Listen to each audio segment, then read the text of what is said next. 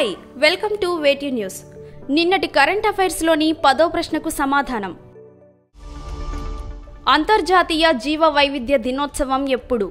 Option A May 20, B May 21, C May 22, D May 23.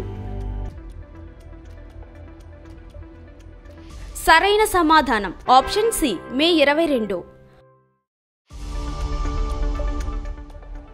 అంతర్జాతీయ జీవ వైవిధ్య దినోత్సవాన్ని ప్రతి సంవత్సరం మే 22న నిర్వహిస్తారు. ఐక్యరాజ్య సమితి జనరల్ అసెంబ్లీ 2000 సంవత్సరంలో మే 22ని అంతర్జాతీయ జీవ వైవిధ్య దినోత్సవంగా ప్రకటించింది. మే 22, 1992న జీవ వైవిధ్యంపై కన్వెన్షన్ని ఆమోదించిన జ్ఞాపకార్థం ఈ తేదీని ఎంచుకున్నారు. మొదటి ప్రశ్న, ఇరాన్ ప్రస్తుత అధ్యక్షుడు ఎవరు? Option A Mohammad Mokhber, B Mohsin Khan, C Ebrahim Mokhber, D Ali Khamenei. సరైన సమాధానం ఆప్షన్ ఏ మొహమ్మద్ మొగ్బర్.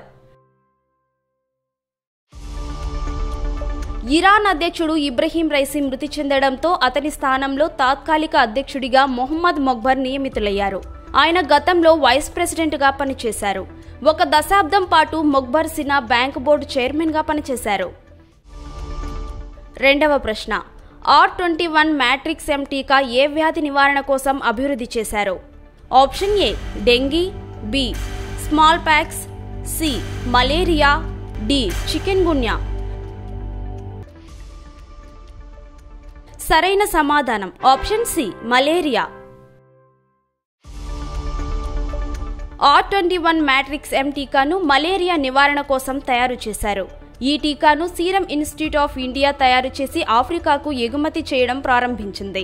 ఈ టీకాకు అనేక ఆఫ్రికన్ దేశాల్లో లైసెన్స్ కూడా లభించింది. మూడవ ప్రశ్న, యునైటెడ్ స్టేట్స్ ఇటీవల ఏ ప్రదేశంలో సబ్ క్రిటికల్ అణు పరీక్షను నిర్వహించింది? Option A Nevada, B Colorado, C Maryland, D Alaska. సరైన సమాధానం option A Nevada. United States ఇటీవల నెవాడా ప్రాంతంలో సబ్ క్రిటికల్ అణు పరీక్షను నిర్వహించింది. ఇది ప్రెసిడెంట్ బైడెన్ ఆధ్వర్యంలో జరిగిన 3వ అణు పరీక్ష. అణు పేలుళ్లను ఉపయోగించకుండా అణు వార్హెడ్ల భద్రత, ప్రభావంపై కీలకమైన డేటాను సేకరించడం ఈ ప్రయోగ లక్ష్యం. నాలుగవ ప్రశ్న, ప్రయాణ పర్యాటక అభివృద్ధి సూచి 2024లో భారత్ ఎన్నో ర్యాంకు సాధించింది? Option A 35, B 39, C 42, D 54. సరైన సమాధానం ఆప్షన్ బి 39. ప్రయాణ పర్యాటక అభివృద్ధి సూచి 2024లో భారత్ 39వ స్థానంలో నిలిచింది. ఈ జాబితాలో అమెరికా తొలి స్థానంలో ఉండగా తర్వాత స్థానాల్లో స్పెయిన్, జపాన్, ఫ్రాన్స్, ఆస్ట్రేలియా నిలిచాయి. 2021లో భారత్ 54వ స్థానంలో ఉండగా ఈసారి ర్యాంకు మెరుగుపడింది. ఐదవ ప్రశ్న, డ్రై ఫ్రూట్స్ ను అత్యధికంగా ఉత్పత్తి చేస్తున్న దేశం ఏది? Option A India, B Saudi Arabia, C Turkey, D US. సరైన సమాధానం ఆప్షన్ డి యుఎస్. ప్రపంచవ్యాప్తంగా యుఎస్ అత్యధికంగా డ్రై ఫ్రూట్స్ ను ఉత్పత్తి చేస్తుంది. 2, 3 స్థానాల్లో టర్కీ, ఇరాన్లు ఉన్నాయి.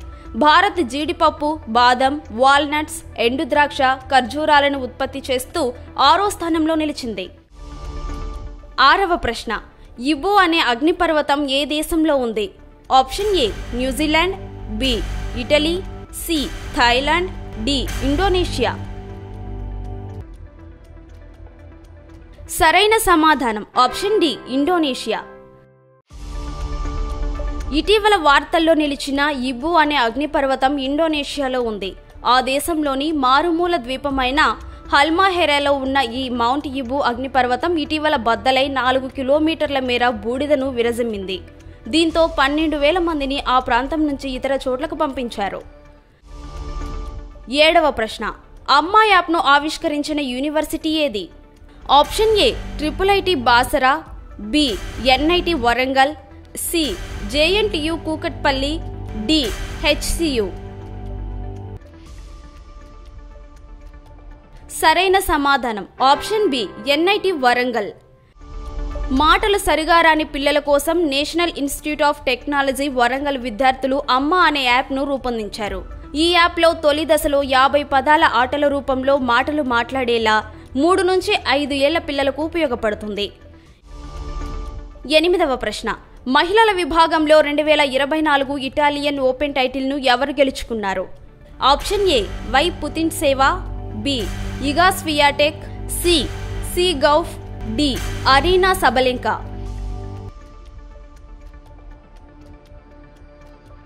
సరైన సమాధానం ఆప్షన్ బి ఇగా స్వియాటెక్. మహిళల విభాగంలో 2024 ఇటాలియన్ ఓపెన్ టైటిల్ను ఇగా స్వియాటెక్ గెలుచుకున్నారు. తనకు ఇది 3వ ఇటాలియన్ ఓపెన్ టైటిల్. ఆమె ఫైనల్లో అరీనా సబలెంకాను ఓడించి కెరీర్లో 21వ టైటిల్ను సొంతం చేసుకున్నారు. 9వ ప్రశ్న. IPL 2024లో ఫైనల్కు చేరుకున్న తొలి జట్టు ఏది? Option A Sunrisers Hyderabad, B Royal Challengers Bengaluru, C Rajasthan Royals, D Kolkata Knight Riders. సరైన సమాధానం ఆప్షన్ డి కోల్కతా. IPL 2024లో ఫైనల్కు చేరుకున్న తొలి జట్టుగా కోల్కతా నైట్ రైడర్స్ నిలిచింది. క్వాలిఫైయర్ 1లో సన్ రైజర్స్ హైదరాబాద్ను ఓడించి KKR ఫైనల్లోకి అడుగుపెట్టింది. మరో బెర్త్ కోసం హైదరాబాద్, రాజస్థాన్, బెంగళూరు పోటీపడనున్నాయి. 10వ ప్రశ్న. ప్రపంచ పొగాకు వ్యతిరేక దినోత్సవం ఎప్పుడు? Option A May 23, B May 27, C May 30, D May 31.